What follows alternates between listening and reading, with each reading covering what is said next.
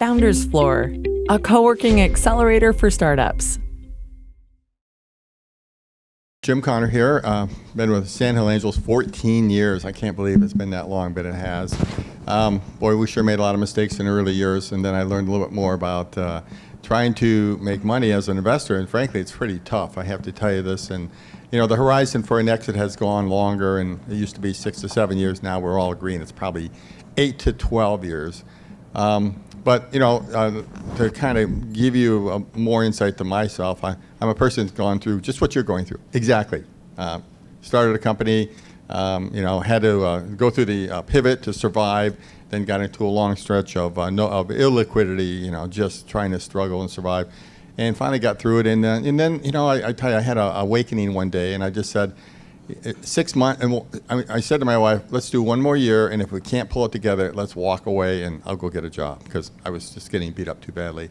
And after 6 months, things had started to improve, and I just made some very important decisions of the cost structure of the company and the goals, and got focused, and little by little it turned around. And once we got going and got that momentum, I like to say, if I was going to describe myself, I never give up a lead. If I'm in the lead, I'm never going to give it up. You'd have to kill me to get the lead. And once we got in the lead, we took off and grew. And so that's part of that story. Had an exit. It was great. But the key to the exit was it was a profitable business. We were not burning cash. We were making money. And I could turn down the first offer, and I could turn down the second offer. I will say my first two M&A offers to be acquired failed. I went through due diligence, and they both failed. I thought I was sometimes wrong with me, but it wasn't. It was those companies, but I didn't know at the time. So I had I was concerned. I was damaged goods, if you will. So the next one came along, and because those two exits had failed, I knew the game much better, played it right, and we were able to get through it, and everybody did well. Had to work 3-4 more years for that company, and then I was able to retire and become a full-time angel investor at that point. So that's the brief story. The current story is I love education. I've invested in education, invested in a lot of other companies. I recently, as a result of education, started doing a TV show about 4 years ago called Game Changer Silicon Valley. It's on YouTube, it's broadcast here, but the most important thing is I started a podcast. And I'm looking to get feedback on the podcast, so I don't want to take too much time, but I want to know how many people here listen to podcasts? Raise your hand. Good, put them down. How many people don't listen to a podcast? Some of you are not listening then, okay. So go to Game Changer Silicon Valley, 4 words, search wherever you want, Google Play or Google Music and iOS, and tell me what you think. I only got 7 shows out there. I have 90 episodes to convert to a podcast, and I'm experimenting with style. So that's it. And I just want to say I appreciate and I honor you guys, because you are out there doing something very unique and very difficult, more difficult than the world believes. And so when you get beat up, realize everybody has pretty much gone through the process you're going through. Everybody comes out with a lot of scars, a lot of wounds, but you'll persevere, or you'll find the right way to be successful. I'll stop here. Sorry. Awesome. Hi, everyone. My name's Rachel. I work for a venture firm called Shasta Ventures. We do Series A and seed investing. My focus is in the consumer sector, so anything that you or I might use on our phone or purchase or wear or something like that. But as a firm, we look across industries, so have been exposed to a number of different types of companies throughout my career. I joined Shasta from Nordstrom, where I worked in corporate strategy, so came from a retail background, and before that was a consultant with McKinsey & Company, consulting across retail and consumer. And I don't have the same amazing story as my partner here, but I too applaud you all for going through this process, and I think that it's amazing to see a community of folks like this. And yes, there will be hard times, there will be amazing times, hopefully, and hopefully you guys can come together as a community and help each other through it. Good. Thanks to you both. I thought we'd go ahead and answer some of these questions here. Now, feel free to let me know if you'd like to ask your own question. If you want to ask your own question, you can put your name in front of the question on this site here. So make sure to go to meet.ps/pitch night. I'm going to go with the number 1 question here. So this is for the investor panel. The question is, what are the most effective ways to meet investors outside of getting a referral? Because many times founders, they're first-time founders, second-time founders, they don't have a lot of a big network here of VCs to know, investors to know. So what are some of the ways that you can meet investors without referrals? So let you guys dig in. I think that events like this are a great way to meet investors, but also I think other entrepreneurs can be a really powerful tool to get to know investors. And a lot of my best referrals have come from entrepreneurs in our portfolio, or even entrepreneurs that I met and decided it wasn't the right fit, but have kept in touch with. And so, look to each other. And if somebody has either gotten investment from an investor you respect, or perhaps just pick their brain on who they've liked working with, can be a great way to get in the door. Okay. So I could talk an hour about this, but I won't, okay, because I know I got to get going. But the best way is to find a common cause. And by that I mean either through research on LinkedIn, Facebook, whether find people who have an interest or an experience or some connection to what you're an expert at, more or less an expert at, something you're pursuing. And then look around to where they are, who you know, who knows them. I'm getting requests, not all the time anymore, but I used to get a lot of requests of, Jim, I see that you know this guy, Ed Jacobs. Ed is in an area that I am trying to address. Would you mind making an introduction? And I normally will, as long as the guy making the request isn't, ridiculous. And I'll make the introduction. And I do want to know who you are first. You have to have met me. Don't cold call me on that one. But if you met me and you see that I know somebody that you want to meet, then just send me a request through LinkedIn. I do it all the time. It's very common. And you kind of want to know that you really have a reason for meeting Ed, because you don't want to embarrass me that you have no real story that Ed should be interested. You're just trying to raise money from him. But that's the number one way to go. Common cause. So I see Danny looking down. I met Danny tonight. Danny and I have common cause. We are both involved in fixed income. I'll always remember Danny. Danny could ask me for almost anything to get an introduction, because he's a guy from fixed income. I worked in fixed income for years. So we have common cause there. And I'm saying that's what you want to do. And to the extent you've met two investors here, or you can meet two investors, my interests, I'll tell you right away, education, I like payments, Game Changers TV, and the podcast. You do one of those four things and we can talk, right? That's pretty much, and you go out and you start doing that. And you're going to hit a lot that didn't work. But I know for sure, if you do, for every 10 you do, you will get two hits. So you do another 10, you get 2 hits. Another 10, pretty soon you got 6. Out of those 6, you're probably going to get 4 referrals in. And that's what this game is about. Okay. It's a probability game, basically. Probability game. For sure. And work. And these are sometimes with the investors, they want to see if it's easy, then they just get a flood of connections already coming to them. That's what you guys get all the time. You don't have a problem with deal flow. You have a problem with quality deal flow, And so there needs to be some filtration process, and that's what you use your network for many times. So events like this is a great one. When you don't have connections, being able to just go up and talk to Rachel and Jim and, maybe get a card, maybe ask if we can follow up, with an email later on. That's a warm intro at that point, as opposed to a cold email tomorrow, So the next question is from Batu. Batu, would you want to ask the question yourself, or do you want me to ask it? Okay. Yeah, okay, great. I'll hand you the mic here. I like audience participation here, so. Is having a team or first customers outside in another country considered a positive or a negative in terms of seed investors or angels? You mean clients, or you mean investors? No, having a development team, development team, yeah. Or customers. My experience is almost everybody has a development team outside of this area. Maybe in the U.S., but they're not going to be here unless and if they are, they're probably being poached by Cisco or Google. So you almost can't recruit quality developers as a startup here unless they're a founder with you. So you have to have a team outside of this area. And it's the most common thing in the world to have a team in another country, especially one that you have a connection to. So you met me, you're from Turkey. I would expect you would have developers in Turkey. So it's very common to do that. And it's almost, I won't say it's expected, but it's extremely common and completely acceptable. And what about customers? Well, same thing. Sure. Of course, customers are customers, so any customers anywhere is good.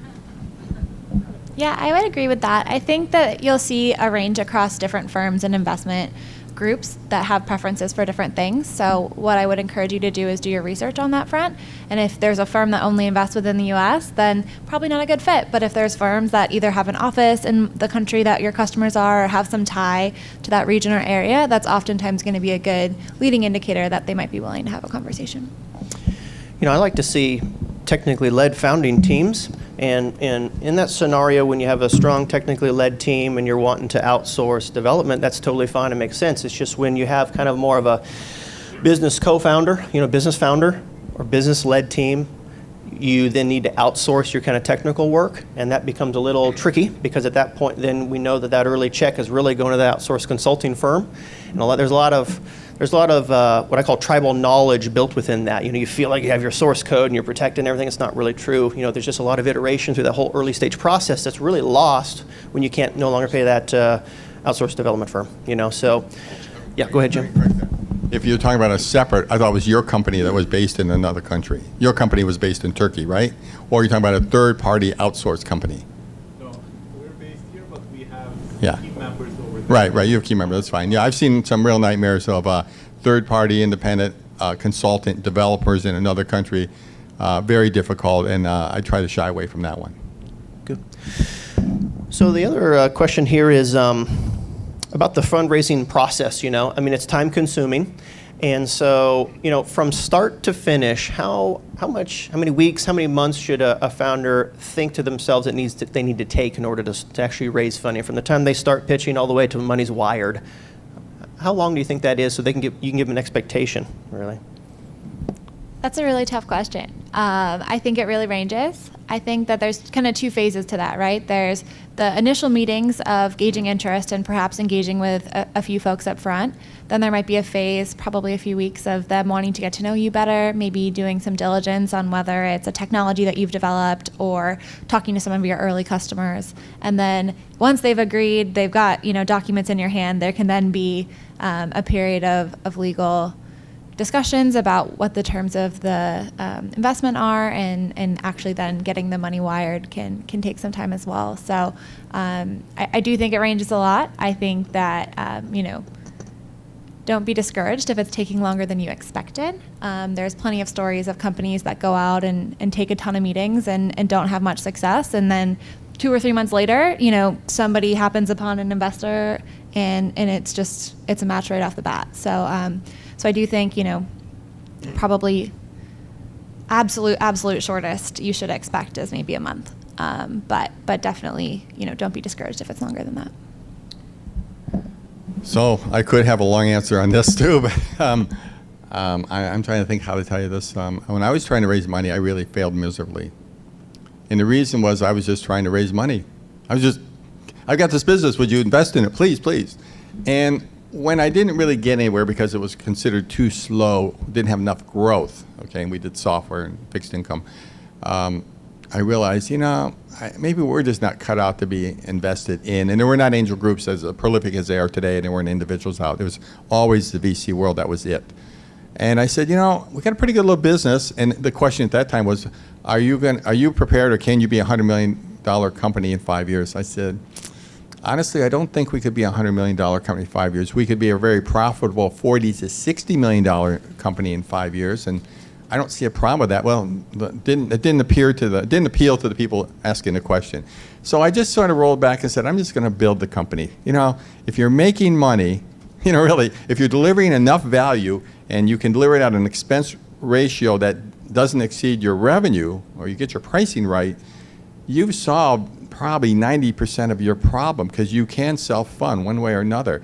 Once you self-fund, or once you've got a business model that is working, then you see people who invest for scalability. And if you go to, in my experience, you go to investors and say, I don't need you for research, I don't need you for market proof, I only need your money for scale. And okay, you've solved all these things, and you've got IP, and you've got a team. Yep, I have all that. And of course, that'll come out. Then there's something to talk about.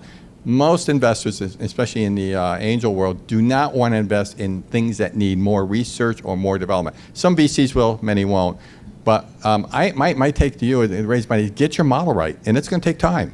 And the other thing is, when you get into negotiations, you want to be able to not just take the first offer. You want to find the right conditions and the right terms. So to me, it's 6 months. I hate to say it, but it's at least 6 months. So, and if you're looking like, if I could just, I've talked to a lot of people, if I could just get that 500,000, I'd be all set. No, that's really not true, and you're only fooling yourself if you say that. So. It always takes double the amount of time you really think it's gonna, And so what you don't want to do is you want to have kind of some sort of, negotiating power of some way, if at all, But if you're already waiting too long, and that's sometimes what startups end up doing, is they just wait to it's too late, and they think that they're just going to raise within 30 days, you know, and then they're actually going to be out of cash, and now they're already screwed, you know. So you don't want to start showing up to these investor meetings just already kind of knowing that you're trying to make payroll at that point, you know. And it's like, that's tough. So you want to kind of think about what types of metrics you need to have way beforehand and work to those metrics, because you're just not going to will these metrics to happen. And so, Let me add one thing. Yeah. Dogs can smell fear. Investors can smell desperation. Just remember that. yeah, that's true. That's true. And that leads kind of to our next question, which is from Danny. Danny, you want to ask the question? Sure. Okay. I'm going to give you the mic so we can get it on audio. Hi. So when a company is early stage, pre-revenue, what are the most important metrics and accomplishments that you look at? Well, there's so much risk in pre-revenue, and we've been through it at Sandhill. I've personally been through it. It looks good, it smells right, there's validation from the distribution chain that was a retail chain. Everybody's saying the right thing. I almost started to wonder, it just sounds like too good to be true, and it was, okay? And this is some years ago, I don't have to go the whole business. It went up in smoke so fast, and I think the raise was $750,000. Again, the pre-revenue carries an extraordinary amount of risk because no one has validated that someone will pay for it. And I know you're a business model, and the point I would imagine most investors are going to say to you is, show me your paying customers. Show me your paying customers. Okay, how long did it take them to become a paying customer? How much are they paying you? What did it cost you to get them? And then you start to build that customer acquisition model. And once, for any investor, once you've got a couple of paying customers, it could be 5, 10, and that investor, or I could speak to them, I'll understand why they bought. Maybe they're your relative. Maybe they owed you money and they bought because of that. You know, I mean, you'd be amazed what goes on, you know. And in fact, I remember being in due diligence where we called up the customers and they said, well, we haven't decided to be a customer yet. And the company represented they were a customer. So that's another thought. And that's why that happens. So it's just tough. Yeah, agree. I think it's tough. I think the one thing I'll separate is revenue versus product market fit. I think you'll see companies like Instagram, right, that were worth a ton of money before they made any revenue. But there was clear signs that it was working, that consumers loved the product, people were engaging on the platform, people were posting pictures and talking to one another. So it doesn't always have to be dollars in the bank, but there have to be some metrics and some signs that people out there are excited and using and engaging with your product. To double down on what Rachel was saying there, it's like, you know, you're on the way to finding product market fit. You're trying to show that there's increased utility in your product, you know, even if there's not revenue, that's okay sometimes. But there's got to be some real usage within that, and those metrics need to kind of slowly go up. So you want to be able to show investors that you're iterating this product over time, you're starting to get better at what you're doing, and each iteration you make, you're actually making a better product through utilization, potentially. And so find out what those key KPIs are for your company. And for B2B, there's sometimes kind of a set, and for consumer, there's kind of a set, but then it gets more granular after that as well. So that's one of the things you want to kind of think about early. What are those metrics for your company that are important, that shows utility, you know, even pre-revenue? So it's something to think about. You know, I got this question. This is one question that I have here, and it's, you know, this is one of those, I know it's like a softball type question, but I always like to hear the feedback from investors. So, you know, you guys have seen a lot of entrepreneurs throughout your career. What are some of those key characteristics and the ones that are successful that you feel like, you know, you just kind of see over and over again potentially? What are those key characteristics that makes founders successful, or those founders that are successful? What are those key characteristics? Yeah, I think that, you know, especially when you're investing early stage, the team is such a big part of the decision.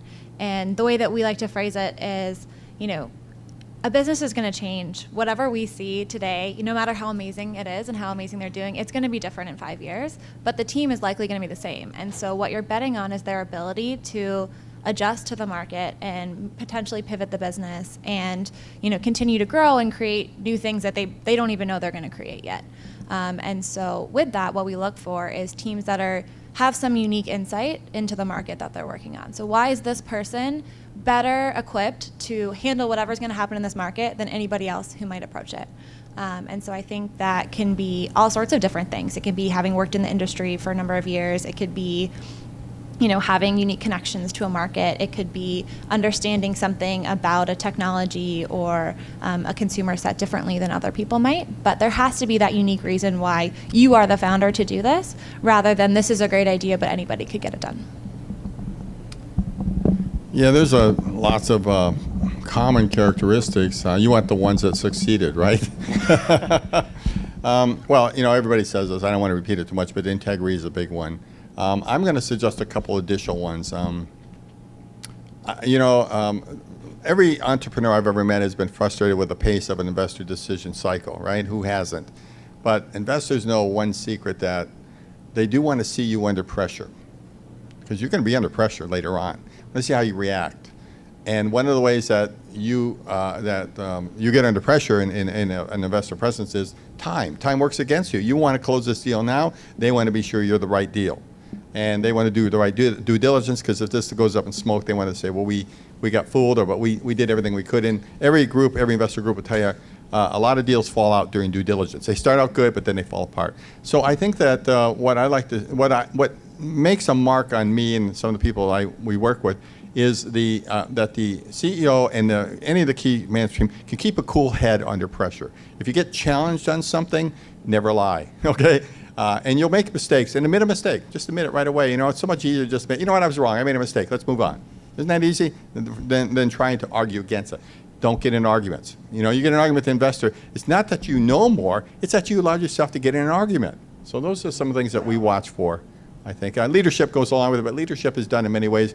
I do want to say that most of the times we want to look for at least one person on that team being an absolute expert in this area where you're working. Okay. Final question, and then we're going to go and move on to the pitch event. But this is a 5-minute pitch tonight. But there's different pitches. When you get to sit down, it's 20, 30 minutes, sometimes an hour with maybe the partners in the room. Other times it might be just an elevator pitch, which is just 1 or 2 minutes. This is kind of 5 minutes with slide deck. What are some of the key things that founders need to have in this type of deck tonight and nights in the future when they do other pitch events? What are some of the key things they need to have to be able to potentially get a sit-down meeting with investors like yourself in the future? So maybe I'll have you. Yeah, the biggest thing that I think people leave out of a deck and a pitch, or however little time you have, be sure to hit whatever metrics are relevant to your business. And that could be revenue. Revenue is a great place to start if your business is already making money. It might not be revenue. It might be some other metric that is important. But those are the ways that us as investors can benchmark companies against one another and get a sense of okay, on any given day, I might see 10, 15 pitches. How do I know which is the one that's worth my time? And if they all have some common metrics in mind, I can say, okay, this one's a little bit further ahead than this one, or this one has this positive thing, or this one has that positive thing, and then I can make an informed decision. But if all I know is there's this problem and you're trying to solve it, then that doesn't give me a sense of whether it's worth that next meeting or not. Like it or not, this is a perseverance game. A lot of times those who succeed simply, I won't say simply, had the perseverance to stay through it all the way through. So I'm just trying to think here. The main point I wanted to make was, let me think here. I wanted to say it. Tell me the question again, Matt. Yeah. No, the question was, this 5-minute pitch that everybody does. Yeah, that's right. I want to know, what was your aha moment? If I'm going to cut to the chase, you can tell me the problem, you can tell me the solution, you can tell me the team, you can tell me the market metric. Tell me your aha moment. Let me experience why you're doing this. And that goes along the lines of, I used to work at this company. I worked there for 5 or 8 years. I reached a certain level of success. I watched a part of our market that was never being taken care of. We used to lose customers because this was not being addressed. I talked to the management about doing it. They weren't interested in doing it. Something happened, and this kept bubbling in my mind. I did some research. I verified some ideas. I found some ideas were right, some were wrong. And then one day it hit me when I saw this technology emerge from over here, that I could take this technology from university, or I could invent it, and I could apply it to this problem and really knock the ball out of the park. And so I went and talked to those customers, and they told me, yes, indeed, that would just be what we need. Aha. Okay, if you can share that aha moment, it goes a long way, I think.